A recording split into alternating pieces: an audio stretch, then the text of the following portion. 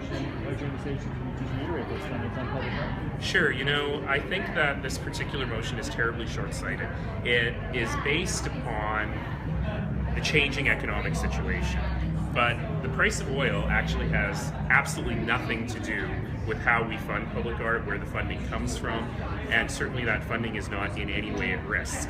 And so, there's a lot of people really hurting out in the community.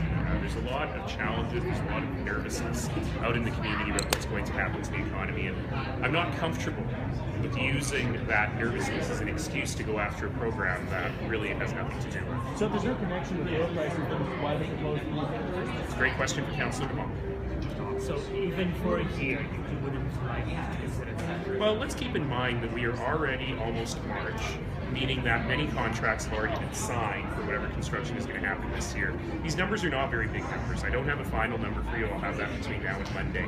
But they're not very big numbers. It's probably 0.0000001% of the city's operating budget, or capital budget, I should say, even in total. So it's a very, very small number.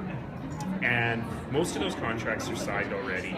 Keep in mind that when we have, for example, a big sculpture, it's fabricated in town, it's put up in town, it creates construction jobs. So if you're thinking about stimulus for the economy, cutting back on this sort of thing doesn't really make any sense. And it's kind of a weird thing for me to say, but for some reason we separate out the art portion of completing a major public building.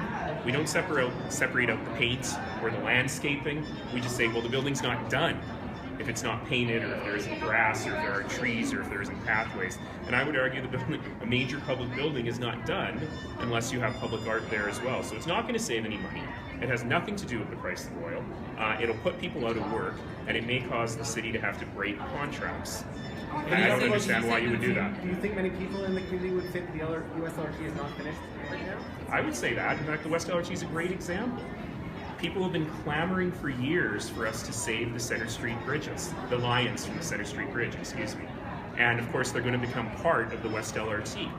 And if this motion passes and that particular project goes away, well, that means we don't save those lions. And to me, that would be a real big loss, and I think most people would agree with me. All right.